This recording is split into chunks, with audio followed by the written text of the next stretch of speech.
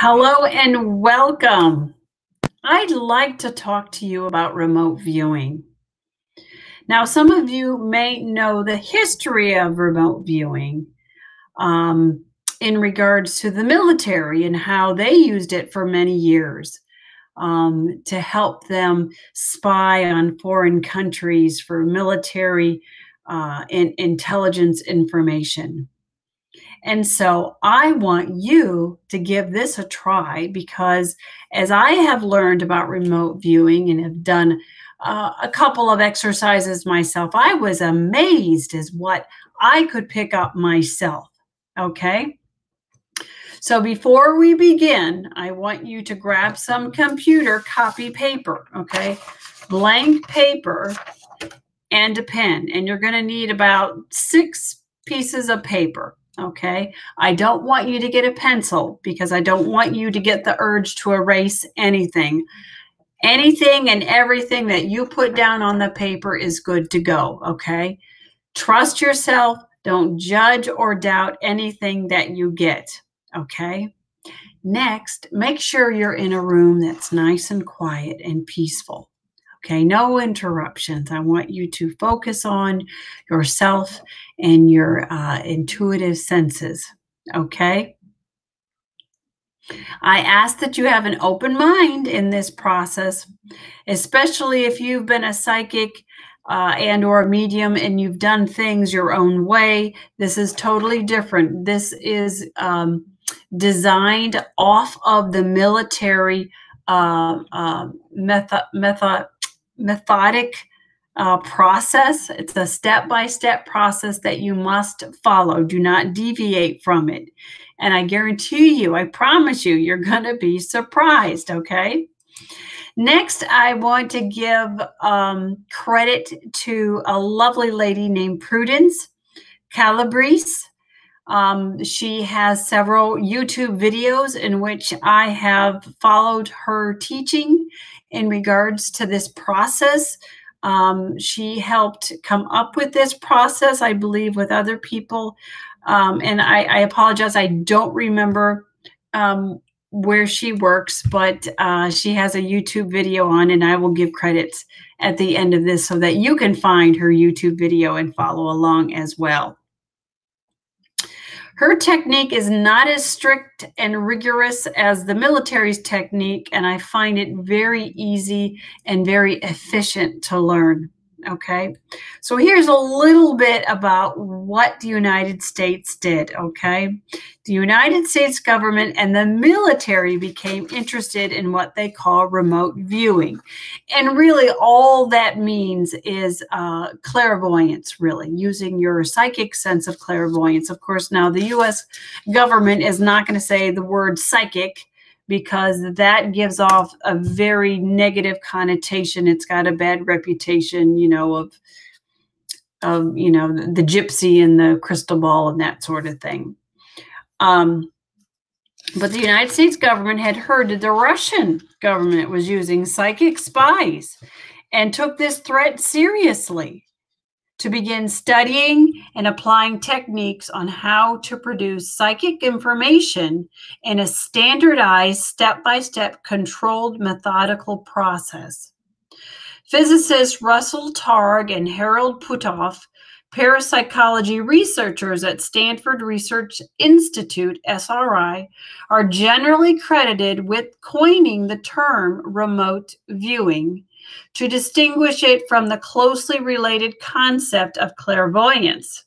Although, according to Targ, the term was first suggested by Ingo Swann in December of 1971 during an experiment at the American Society for Psychical Research in New York City. Remote viewing was popularized in the 1990s upon the declassification of certain documents related to the Stargate project, which was the government project, a $20 million research program that had started in 1975 and was sponsored by the U.S. government in an attempt to determine any potential military application of psychic phenomena. The program was terminated in 1995 after it failed to produce any actionable intelligence information. But they did. Now, it wasn't quite as often as they had hoped. After all, we're dealing with psychic senses, and the psychic senses can very easily be clouded if the person's not feeling well, if they're, have a stomach ache or whatever. It's just not going to be as effective as such as a drone, flying or a satellite, recording and taking photographs.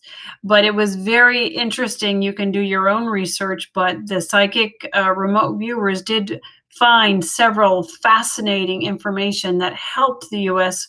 Government and military find different things that they were looking for, and it helped them tremendously. So what is remote viewing? I have a definition here that I'd like to share with you. So remote viewing is the ability to acquire accurate information about a distant or non-local place, person, or event without using your physical senses or any other obvious means. Just think about it, the implication. We are all psychic. We all can tap into this skill that the military were teaching people, the military soldiers, taking very ordinary soldiers and say, hey, just follow along. Just allow it to happen. They became the best remote viewers. People who could already consider themselves psychic or had their own process of remote viewing really hindered themselves because they had a hard time letting go and following this process. So anybody can do this, and that's why I'm bringing it to you today, because I believe everybody is psychic. We use our 5 physical senses in coordination and cooperation with our 5 psychic senses. It's just who we are. We always have been, and we always will be. That's the human state. And we give so much credits to animals, to being psychic. Well, guess what? We're psychic too. It's just that we've trained ourselves not to be. Okay? Young children, as you know, are very psychic. They're very intuitive. But as they grow up in this world that we have created for them, they have learned to turn that off, their intuitive senses. Okay, so enough of that. Let's continue. Let's see here. So remote viewing really is just another name for using the psychic sense of clairvoyance along with the other psychic senses to help analyze and decode basic drawings called ideograms. Okay. Remote viewing is a standardized process of teaching someone how to do automatic writing, automatic drawing. The military did all that it could to try and not use any words or associations with psychic or occult terms that most of the world has viewed as fake or unreal. So they felt safe saying remote viewing instead of saying clairvoyant. So in reality, remote viewing is using the dominant psychic sense of clairvoyance along with your other psychic senses of clairsentience, feeling intuitively, clairaudience, hearing intuitively, clairgustance, tasting intuitively, claircognizance is just, I just know it. I got a gut feeling and I know it. That's what it is. It is a scientific process of using the psychic senses in a standardized way. Okay, so first let me give you a picture, an overall picture of what remote viewing session is all about. Okay, there's a target or an objective. We like to call an objective because targets more are, military based, and we're not really going to focus on targets. We're going to focus on an objective. There's an objective that we need more information about. There are physical steps in which we use to tell the conscious mind to let go at the very beginning of the session. Those steps are extremely important and useful, even though they may seem a little silly. As the conscious mind begins to let go of needing to be in control, the subconscious information come through as sensations and visions, which are felt by the body's 5 physical senses and then shown through drawing and writing. So the first part of the remote viewing session is labeling the first page, and it's helping to just kind of keep the conscious mind a little busy, and helping it to let go. Once that is completed, we'll go into 3 separate scanning the objective pages, okay, with the ideograms, which I'll explain, that we have drawn on a separate pages to allow as much information that can come through from your subconscious mind. Then after the last scanning of this objective, you will then label what you feel is the target or the objective in the envelope and do your final sketching, your final drawing, okay? So now that you kind of have an overview picture of all this, let me go into what these ideograms are all about. Now, the ideograms represent Gestalt, kind of like categories, such as, now I apologize, when I put these up, to me, they look correct. They may be sideways, and I apologize. I've tried to correct it several times. I don't know why they're coming up sideways. But for me, this ideogram is for a mountain, okay? The ideogram basically is raised land that is kind of mountainous or hilly, anything that would represent a raised piece of land, okay, would represent this ideogram for the mountain, okay? So I don't want you to get stuck with mountain. It's just a raised piece of land, okay? Next, we have a circle. Just a basic circle would represent a person or a living thing, okay? And you would get more information off of this ideogram as you scan it and observe it and intuitively write down things about this ideogram. And we'll go through that step by step. Next is a simple 90-degree angle, which represents a structure. It could be a house, a home, a castle, a skyscraper, anything. And again, you'll get more information from this very simple ideogram from your subconscious about exactly what this is all about. It's pretty fascinating. Next is water. When someone says draw water, we all go do, do, do, do, do. You know, we do the little wavy lines. That's for water, okay? But water can be anything. It could be a river. It can be a stream. It can be a pond. It can be a lake. It can be an ocean. It can be tears. It can be sweat. It can just be something moist that you're feeling in your body. Anything in regards to water. Next, we have a flat surface, okay? Just a line that means a flat surface. This flat surface could mean a road, a coastline, a path in a forest that's straight. It could mean anything for a straight line, okay? Next, we have energy or motion. Okay, when someone says draw energy, it kind of looks like a little lightning bolt with something that goes up. Okay, and that means movement, or we're moving, or it's moving. Okay, that's energy or motion. Very abstract, very intuitive. Now, your subconscious mind works in a very special language of symbols, symbology. When we dream things, and it's basically in symbols. What does that really mean to us? Okay, to us. And there are basic ideas around dreams, such as when you're falling, or when you're, what's another famous dream? Somebody's chasing you. You know, those are very common dreams, which means something. It's symbolic. Well, that's what these ideograms are all about, okay? I don't want you to get hung up on drawing. I just want you to just go with the flow, and when you're ready, you're going to be drawing an ideogram. So Stop the video when you need to, and I want you to practice drawing these little ideograms just so that you can feel them, feel how they are for you, kind of if you're doing the ideogram for energy emotion, just think about moving and electricity and water, maybe moving, whatever. Okay, take the time to really work with these ideograms and allow your subconscious mind to pick up on them and go, okay. All right, that's what we're working with. That's what we're working with. Okay.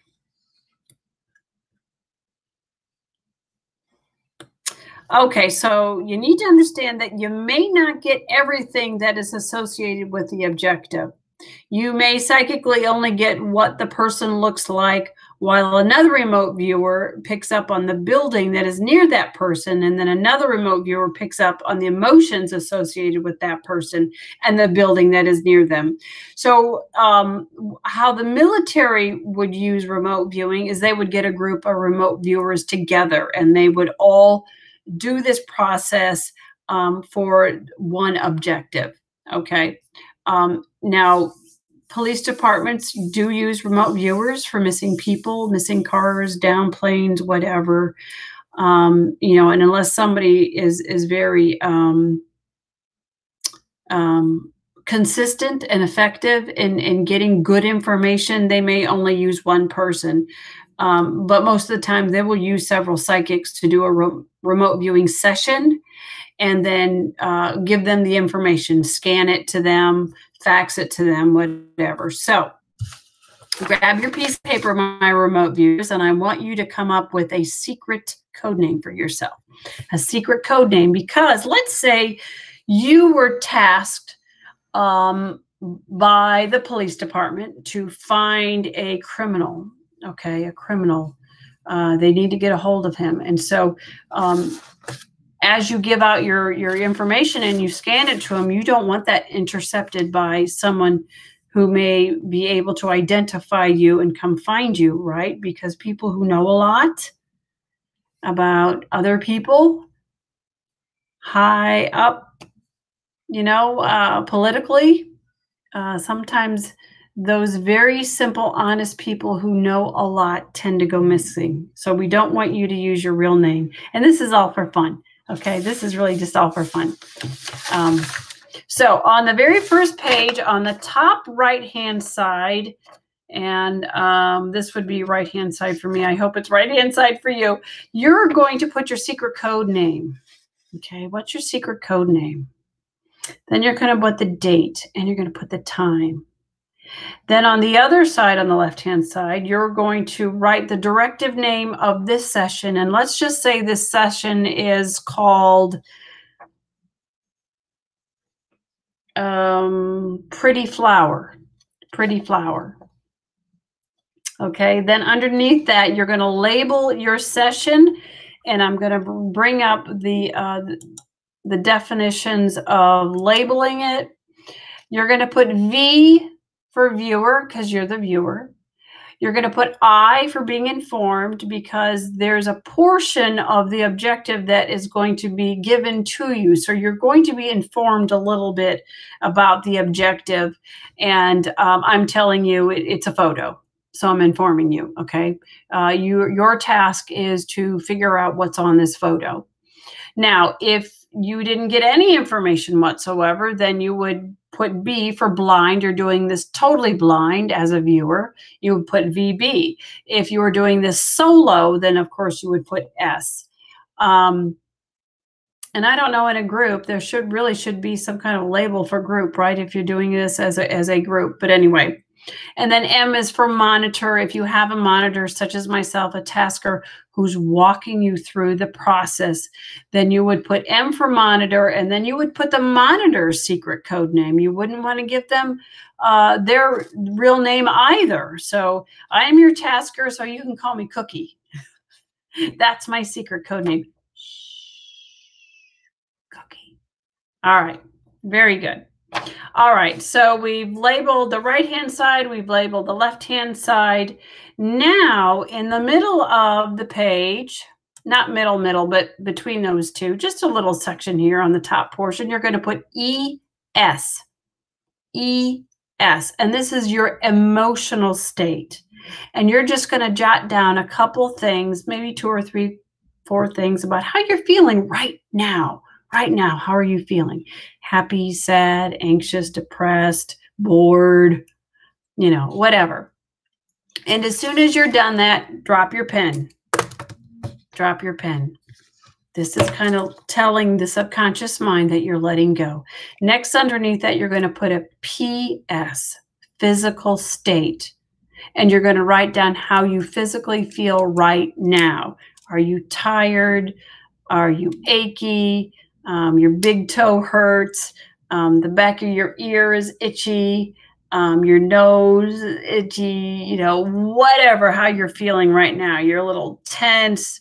Write that down. And then when you're done scanning yourself physically, drop your pen. Drop your pen. And now you're going to draw a line straight across, and you're going to put a T underneath it, the transit line, okay? The transit line. You're now transitioning. It's just a subconscious, conscious way of telling the subconscious we are transitioning now into working and scanning and going more into our intuitive side, okay? So I'm going to give you the tag number, and after you write down the tag number underneath that line, then you're going to just doodle, doodle, doodle, have some fun, let your hand go, okay? So the tag number is for you, 5746. So then on the rest of that page, on the very first page, you are just going to allow yourself to let your hand go, allow your intuitiveness go, let your subconscious mind take over. Just relax. Now, some people like to meditate before they start doing this. Some people like to have incense going. Some people like Prudence talked about mugwort tea. I actually bought some mugwort and made some tea, and it made me very, very calm, very, very open. Now, whether that was a psychological response because I knew it was supposed to make me calm, doesn't matter. It worked for me. Okay. So put that page aside. That's page 1. Now, on the second page, you're going to label on the top number 2. You're going to put a number 2, and then straight across, you're going to draw an S. This is your first scanning page, okay? Now, this is where the ideograms are going to come into. You're going to write the tag number, and then right underneath the tag number on the left-hand side, you're just going to draw a little doodle, a little ideogram. Just let it go. So here we go. This is your tag number, 5746. Draw an ideogram. Boom. You're done. That's great. Now, you may be looking at that going, huh? What's that? Well, this is your first scanning page, and let's go through several steps on how to scan this ideogram. There's going to be 4 sections, A, B, C, and D. So in section A, there's actually 3 subsections that you're going to be working on, okay? And this is decoding the ideogram or your doodle. I like to call it a doodle. Prudence calls it an ideogram because that's the more professional way of calling it, but I'm calling it a doodle. Anyway, so the first step that you're going to do is put your pen down, and with your non-dominant hand, you're going to trace that ideogram. And you're actually going to write down how this ideogram came out of you. If a blind person was sitting next to you and wanted to draw the very same ideogram, you'd have to tell them how to do it. So that's what you're going to do. You're going to say, the line starts to go up, and then it curved around to the left, and you're writing this down. And then as it came down, it started to curve right, and it crossed over that first line and went up, and then it went down a little bit, and then it went back up, and then it went down a little bit, and then back up, and then it had a little loop. That's how you should be drawing or saying this as, okay, not exactly what I'm doing, but how you drew that ideogram. Next, take your pen, and you're going to feel it physically with your pen, and you're going to push into it, kind of making dots along it, and you're going to feel it. What does it physically feel like? Wow, this feels smushy. This feels hard. This feels mushy. It feels kind of woodeny-ish, kind of like wood. You know, how does it feel? That's the physical part of it. Next, put your pen down and with your non-dominant hand, trace over it again, and you're feeling the topology, the surface area of this, okay? So now you're allowing your intuitiveness to actually feel a surface area of this ideogram. What does it feel like? Is it bumpy? Is it smooth? Is it mainly roundish? Is it kind of squarish? I'm feeling edges. You know, however that the surface area feels, bumpy, smooth, rigid. How does that feel to you? Just write that down. And then when you're done with that, go over to the left-hand side and you're going to do section B, and you're just going to make a simple declaration about this ideogram. You're not going to put any labels on it whatsoever because that's going to hinder you.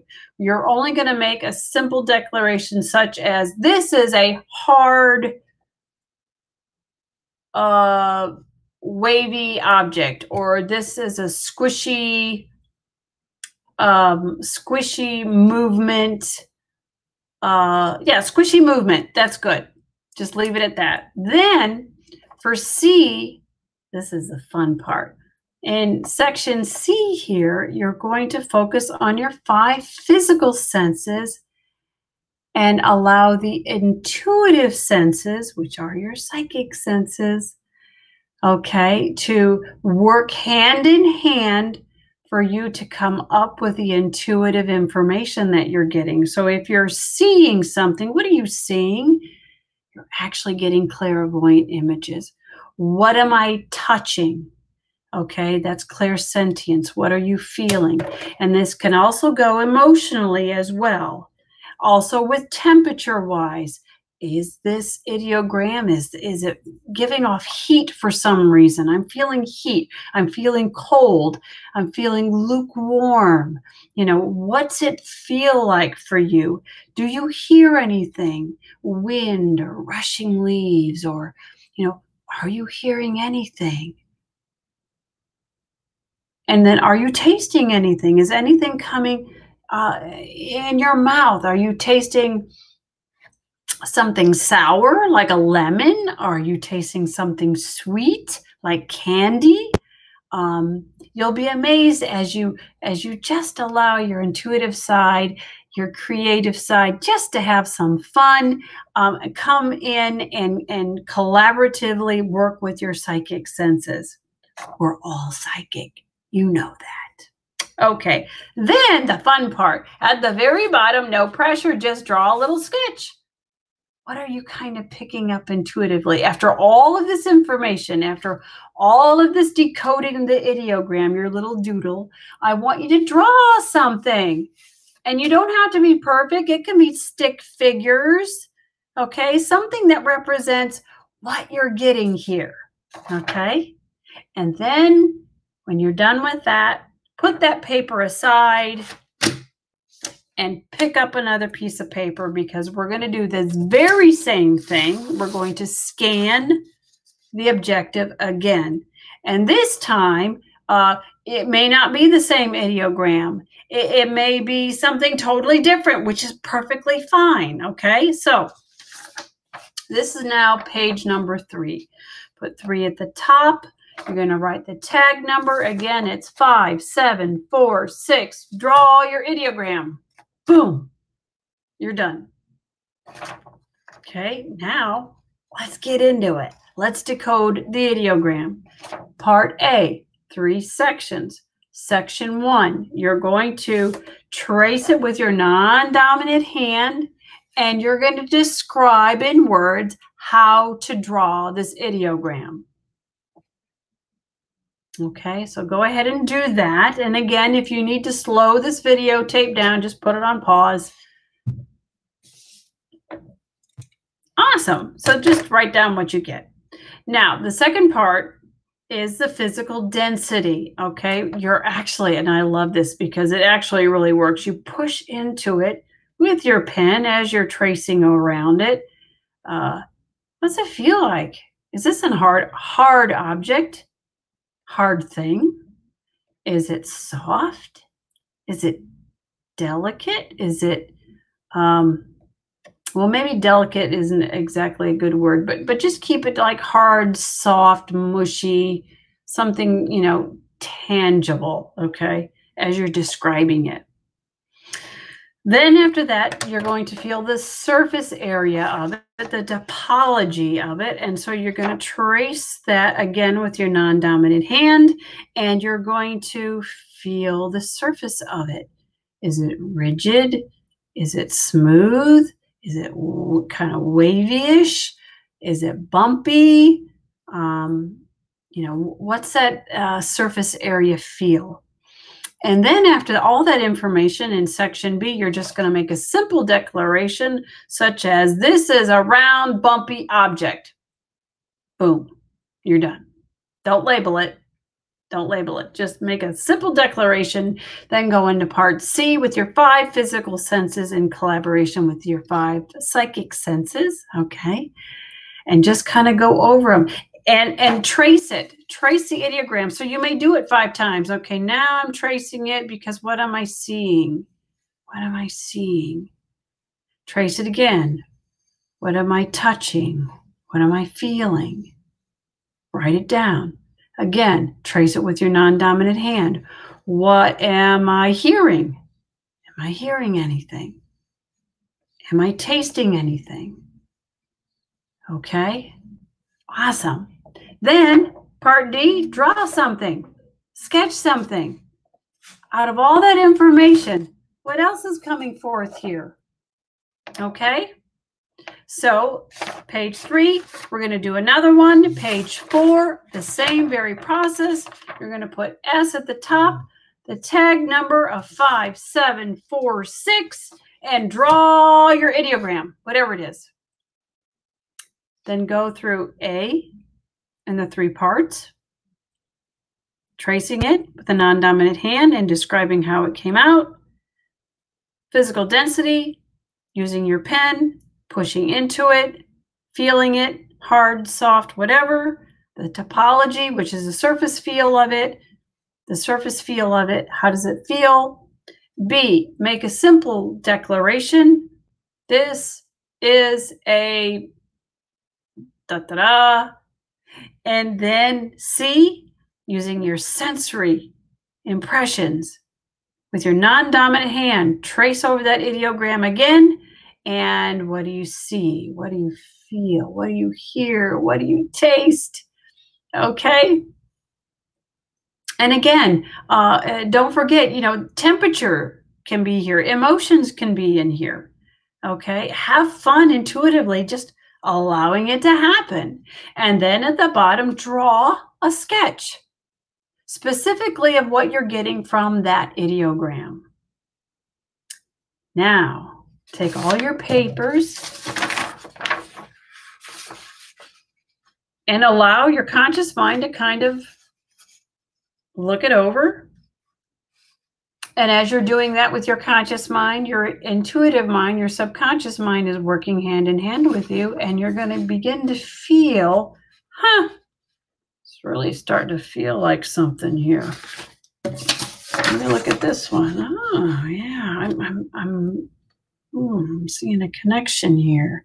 So then on your very last page, go ahead and draw. Take the time. Feel what it is. Sense what it is. And draw that final sketch. And if you can't quite draw what's coming, bubbling up from your subconscious mind intuitively, then draw a couple, write a couple things, okay, about that sketch as well, okay? So it doesn't have to be a drawing, but go ahead and write something as well to help you, okay? And that's it right? That's it. So then if you were tasked by the police department or a detective agency or whatever, then you would take your remote viewing session that you did, and you would fax it to them or scan it to them or mail it to them with your secret code name and keeping things secret. Okay? All right. So at this point, if you're not done, no cheating here, I want you to stop the video, continue working, and when you've got your final sketch of what you believe the objective is, then turn the video back on to see the reveal photo, because I'm going to reveal the objective in just about 20 seconds. So no cheating, continue working. Be sure to pause this video because I really want you to work honestly. You'll be amazed. You'll be amazed at what you'll get. Okay. And I'd love to hear from you in the comment sections. And if you like this, please like it and subscribe. Okay. I'd love to have you come back for more of my videos. All right. Here we go. I'm counting 10, 9, 8, 7, 6, 5, 4, 3, 2, 1. It's a mountain. It's a mountain. And I hope I put the big picture here. I may have forgotten, but that's okay. We've got the mountain right here. That's actually some snow on there. If you picked up snow, if you picked up coldness, if you picked up jaggedness as well, if you picked up something big and huge, right? If you did just a basic raised ideogram, all of that goes. That's all correct intuitively. Okay. So please let me know how well you did. And I'll be posting some remote viewing exercises for you to do on your own. Okay. And you don't even have to do it with me. Honestly, you can print out some of your own photos, put them in envelopes, like maybe 20 of them. Okay, maybe 10. But if you're really serious, 20 of them. And then, shuffle them up, maybe put them away for a day or two so that you totally forget, put tag numbers on it or whatever, or don't. I don't care. Tag numbers really don't mean anything. It's just for your conscious mind to think it's organizing something or other. That's really all it's for. So I hope you did a fabulous job. Let me know. And we'll get together next time, okay? Namaste, my friends. Stay psychically aware. Remember, your 5 physical senses work with your 5 psychic senses every moment of the day. Be more aware and be more at peace.